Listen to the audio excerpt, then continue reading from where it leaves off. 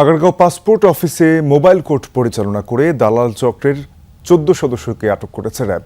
সকালে র্যাব ২ এর নেতৃত্বে পরিচালিত হয় এই অভিযান। আটককৃতদের মধ্যে ৬ জনকে ৫ দিন করে বিনাশ্রম কারাদণ্ড দেওয়া হয়েছে।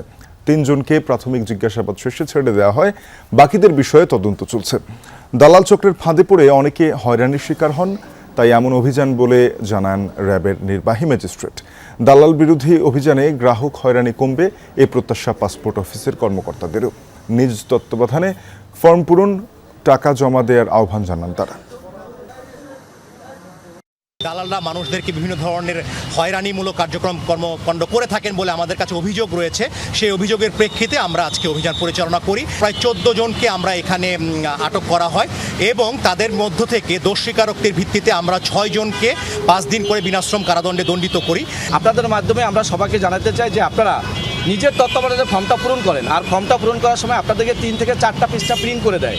৩ থেকে ৪টা পৃষ্ঠা প্রিন্ট করার জন্য আপনি তাকে কত টাকা দিতে পারেন? হয়তো বা ১০০, ২০০, ৩০০ টাকা, বাট এর বেশি টাকাটা তাদেরকে দিবেন না।